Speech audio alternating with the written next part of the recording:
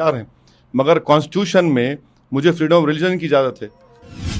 అటు క్రైస్తవ వర్గాలు కూడా వందే మాతరంలోని మిగిలిన 4 చరణాలను ఆలపించడానికి సిద్ధంగా లేమని చెబుతున్నారు.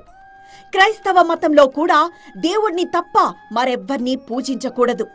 మాతృభూమిని దేవతగా ఆరాధించడం తమ బైబిల్ సిద్ధాంతాలకు వ్యతిరేకమని ఆంధ్రప్రదేశ్ క్రిస్టియన్ లీడర్స్ ఫోరం వంటి సంస్థలు ఆందోళన వ్యక్తం చేస్తున్నాయి. దేశం పట్ల భక్తిని చాటుకోవడానికి పాట పాడడం తప్పనిసరి కానక్కర్లేదని వారి అభిప్రాయం. వందే మాతరం ఒళ్ళు పులకరించే మాట. దేశభక్తికి సంబంధించి వందే మాతరం అన్నా జనగణ అన్నా ఎవరు పులకరించరు? కాకపోతే ఆ వందే మాతరాన్ని అడ్డుపెట్టుకుని సెక్యులరిజాన్ని పాడు చేసేటటువంటి కొందరు చేస్తున్నటువంటి దుర్మార్గపు చర్యలు చాలా అభ్యంతరకరంగా ఉన్నాయి. కొంతమందికి కొన్ని విశ్వాసాలు ఉంటాయి.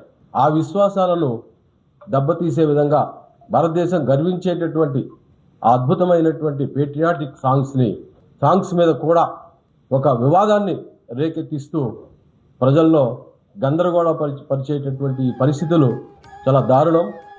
బలవంతంగా గేయాన్ని